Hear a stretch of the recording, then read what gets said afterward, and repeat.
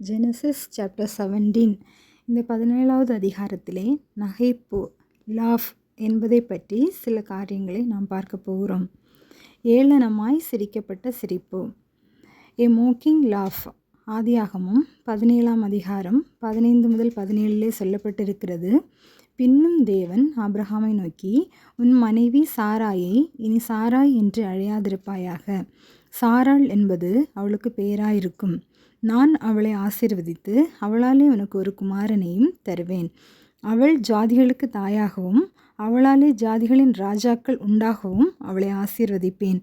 அப்பொழுது ஆபிரகாம் முகங்குப்புற விழுந்து நகைத்து, 100 வயதானவனுக்கு பிள்ளை பிறக்குமோ, 90 வயதான சாராள் பிள்ளை பெறுவாளோ என்று தன் இருதயத்திலே சொல்லி கொண்டான். இங்கே ஆபிரகாமுடைய 100வது வயதிலே நான் உனக்கு ஒரு பிள்ளை தரப்போகிறேன் என்று கர்த்தர் ஆபிரகாமுக்கு வாக்குத்தத்தம் பண்ணினதை செய்ய போகிறதாக சொன்னபோது உடனே அதை ஏற்றுக்கொள்கிற மனநிலையில் ஆபிரகாம் இல்லாதபடி மனதிலே இது எப்படி என்ற கேள்வியோடு தன் இருதயத்திலே நினைக்கிறார். சாராளுக்கு வயது 90, இது நடைமுறையிலே இல்லாத ஒன்று என்று அவருக்குள்ளே இருந்து ஒரு ஏளனமான நகைப்பு வெளிப்படுகிறது. இன்று நாமும் கூட கர்த்தரிடத்தில் நம்முடைய தேவைகளுக்காக ஜெபிக்கிறோம், வாக்குத்தத்தத்தை பெற்றுக்கொள்கிறோம். ஆனால் அந்த வாக்குத்தத்தங்கள் நிறைவேற தாமதமாகும் போது ஒன்று நாம் கர்த்தரிடத்தில் கேட்ட காரியத்தை மறந்து விடுகிறோம், அல்லது அது இனிமேல் நடப்பதற்கு வாய்ப்பே இல்லை என்று அதை ஏளனமாக நினைத்து கொள்ளுகிறோம். இதிலிருந்து நாம் கற்றுக்கொள்கிற காரியம், கர்த்தர் நமக்கு குறித்ததை நிறைவேற்றுவார் என்று நம்பிக்கையும் தாமதமானாலும் நாம் பெற்றுக்கொள்வோம் என்ற உறுதியான விசுவாசமும் நமக்கு வேண்டும்.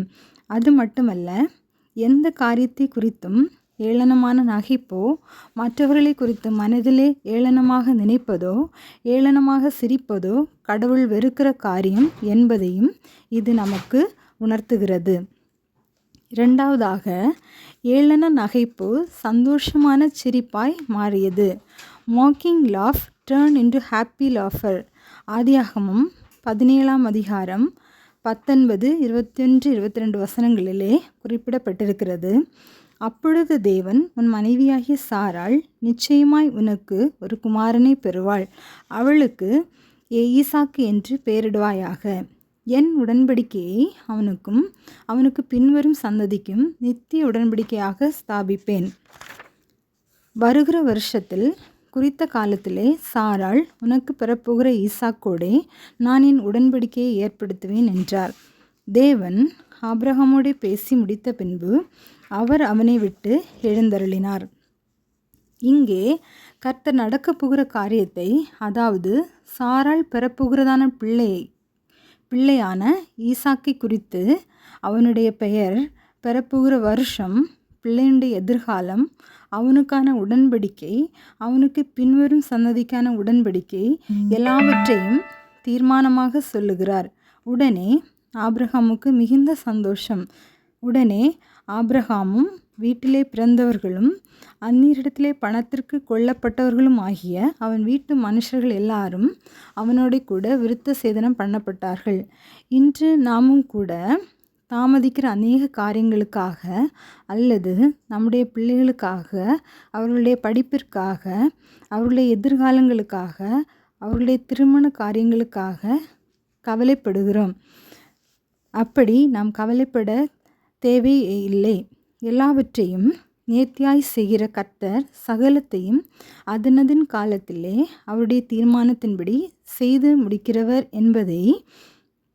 என்பதையும் நம்முடைய சங்கடங்களையும் மாற்றி நம்மை சந்தோஷமாக மாற்றுகிறவர் என்பதையும், உண்மையான சிரிப்பை நம்முடைய முகத்திலே ஏற்படுத்துகிறவர் என்பதையும் இதிலிருந்து கற்றுக்கொள்ள முடிகிறது. கர்த்தருடைய நாமம் மகிமைப்படுவதாக. எங்களை அதிகமாக நேசிக்கிற நல்ல தகப்பனே, இந்த நாளிலும் நகைப்பை பற்றி சில காரியங்களை நாங்கள் கற்றுக்கொள்ள உதவி செய்தீங்க. நன்றி செலுத்துகிறோம்.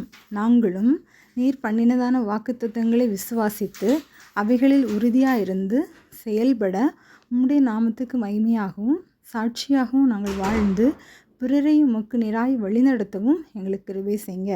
உம்முடைய நாமம் மகிமைப்படுவதாக. இயேசுவின் மூலம் ஜெபிக்கிறோம் நல்ல பிதாவே. ஆமேன்.